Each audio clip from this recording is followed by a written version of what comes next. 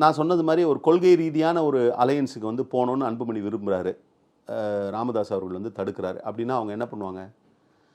ஏன்பா அந்த கூட்டணி, இந்த கூட்டணி நாம் இந்த கொள்கையெல்லாம் பேசுகிறோம், இங்கே போகலான்ட்டு ரைட் ராயலாக நெஞ்சை நிமித்தி அவர்கிட்ட வந்து வாதம் பண்ணியிருப்பார். அவர் வந்து காலை பிடிக்கிறாரு, அவருடைய மனைவி ஒரு பக்கம் காலை பிடிக்கிறாங்கன்னு சொல்கிறாரு திரு ராமதாஸ்.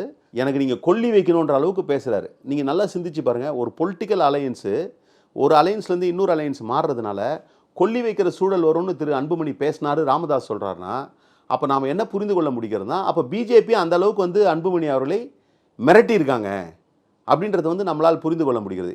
நான் சொல்கிறது பாயிண்ட் புரியுதுங்களா? நீங்கள் வந்து ஒரு பொலிட்டிக்கல் அலையன்ஸ் தானே, பொலிட்டிக்கல். அப்போ இப்போ இது இப்படிப்பட்ட ஒரு த்ரெட்னிங் சூழலில் தான், அதனால தான் அவரும் ஈல்டாக இருக்காரு. இப்போ வெறுமனே வந்து கருத்தியல் தான் காரணம் அப்படின்னா கூட ராமதாஸ் அவர்கள் அன்புமணியை காம்ப்ரமைஸ் பண்ணி இல்லை வந்து அவரை கன்வின்ஸ் பண்ணி இல்லைப்பா இந்த முறை வந்து இதை பண்ணலாம்ப்பான்னு சொல்லியிருப்பார். அன்புமணியை ஏற்றுன்னு இருப்பார். அன்புமணியை வந்து மிரட்டப்பட்டு உயிருக்கே ஆபத்துன்ற சூழலில் வந்து தன்னுடைய மகனுடைய உயிருக்கே ஆபத்துன்றதுனால அந்த கூட்டணிக்கு ஒத்துக்கிட்டேன்றது தான் நம்மால் புரிந்து கொள்ள முடிகிறது.